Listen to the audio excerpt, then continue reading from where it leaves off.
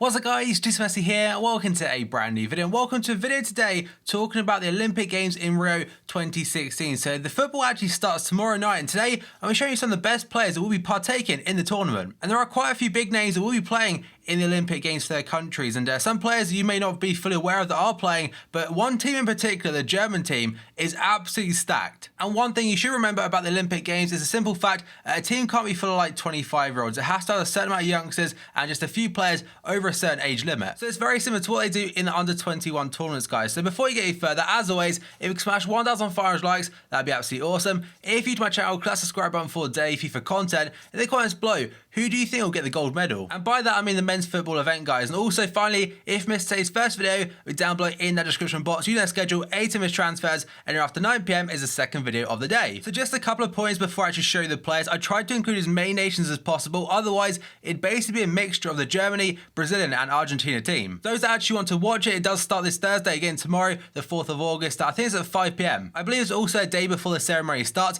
and a few of these players are not an ultimate team, which I'll show you at the end. And finally, do you think we'll get some Iron Man matches for these? Possibly. There are some big players. So let's start off then with the goalkeeper, and that is going to be Timo Horn of Cologne in the Bundesliga. This guy is going to be the national team goalkeeper for Germany. They have actually got another backup goalkeeper, I've forgotten who it is. But either way, I also want to point out that some of these players may have pulled out via injury and stuff over the last couple of days, but I've kind of recorded this in advance. But Timo Horn, a very good goalkeeper, very highly rated, and it just starts things off. So the first defender is going to be Matthias Ginter of Borussia Dortmund. This card is a right back, but he does play centre back, I believe, for Dortmund every now and then. So this card, I mean, it's not fantastic stats-wise on FIFA, but again, it shows there are going to be a lot of Germans, by the way. Again, I said I wouldn't include just Germans, but their team is so damn good compared to the rest. So here's the first defender. Then we go on to Niklas Sulu today. I think that's how you say his name. Another German this time, a very good youngster. I think on FIFA right now. On CORREA, I believe has a very high potential. Correct me if I'm wrong, but play again, definitely one for the future. Then we go on to Marquinhos today of Paris Saint-Germain. And everyone knows this guy. He was not part of the Brazilian national team for the Copa America, I don't think, so hence the reason he's probably included in this one. But there's quite a few players that kind of did miss out on the Copa America on purpose. I'm not sure if he's included in that category or not, but he's still a very high quality player.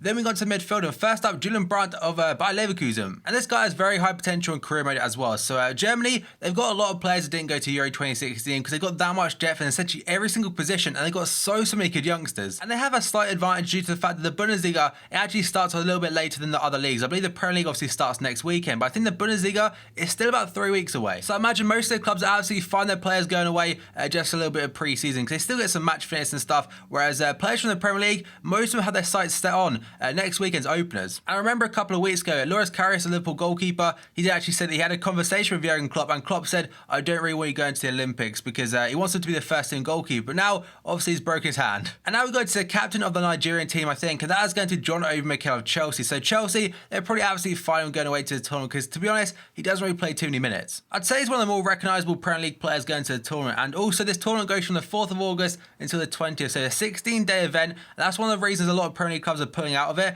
or players are pulling out of it, because again, 3 weeks, that covers, I think, the first 3 games of the Premier League season. And over the last couple of days, he changed his name officially to Mikel John Obi, so his name on FIFA next year will be slightly different, I'm assuming. Now, we go on to Rafinha today, the brother of Thiago. Thiago Alcantara obviously chose to play for Spain, but now his brother Rafinha is playing for Brazil, so either way, he'll be featuring at the tournament. Now, we go on to his teammate, Neymar, the biggest name taking part in the men's Olympic football this year. Obviously, it's in Rio, hence the reason he chose to play at the Rio Olympic Games instead of the Copa America. And he'll be a massive reason as to why Brazil, I think they're currently the bookies' favourites along with Germany. Now we go on to Salvador Agra today, who will be taking part for Portugal. So Salvador Agra, I've never personally seen him play ever, but he has got a Tots card on FIFA, so I'm assuming had a pretty decent year, just basing it by that really. Now we go on to Heung-min Son of Spurs. He'll be representing South Korea or Korea Republic, whatever you want to call it. So they've actually got quite a good team as well on paper. I recognise quite a few of the names. Then we go on to Gutierrez today, the Colombian striker of Sporting. Again, if I read correctly, he will be the captain of the Colombian national team, and he's definitely one of the players over the certain age barricade. Then we go on to the bench today, and first up,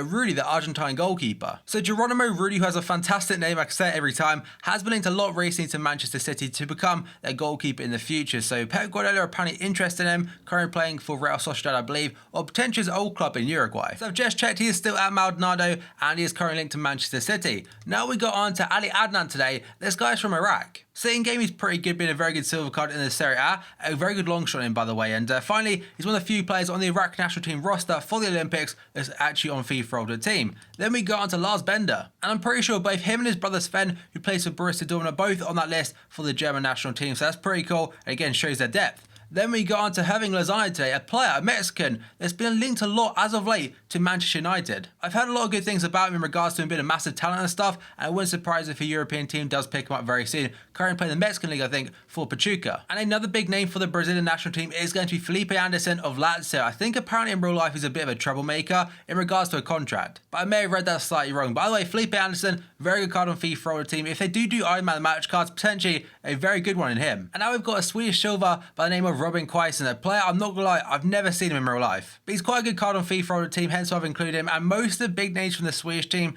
did take part in Euro 2016, hence the reason they're not in this squad. Then we got on to Peralta today, who will be taking part for Mexico. He's also one of the overage players. Then we got on to Leon Goretzka today, I believe the Schalke captain possibly.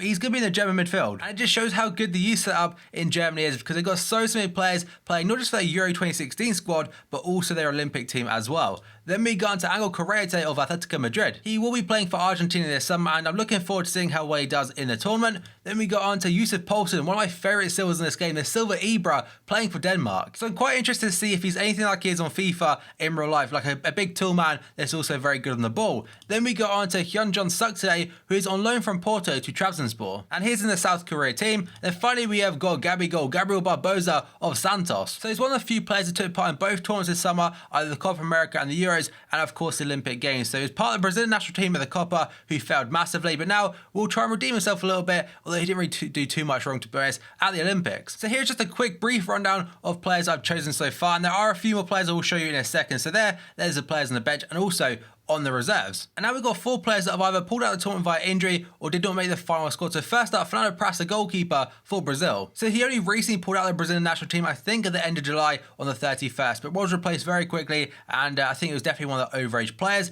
Then we have got Manuel Lanzini of West Ham. He was set to start for Argentina in the Olympics, but now has returned back to the Hammers and potentially could play in the opening game next week. Then we have got Iheanacho today, who I think got pulled out of the Nigeria team, but I'm not sure why. So clearly he's a massive talent, and I imagine will probably be playing some part then in the opening couple of games for Man City. And finally, the big one, Zlatan Ibrahimovic. So Ibra was actually part of the preliminary squad to go to the Olympics. He wanted to go there. In fact, during Euro 2016, he said, I want to play at the Olympics. But then he joined United and that all changed his mind, and now he's officially retired from international football. So as a player, they did not make the final. I think it's 18-man squad. And now we're going to players not on foot. First up, Renato Augusto. He might even be on foot. I've just searched the wrong name. But either way, I think he's currently playing in the Chinese league. Then we go on to Gabriel Jesus today, a player that today is signed for Man City for £27 million.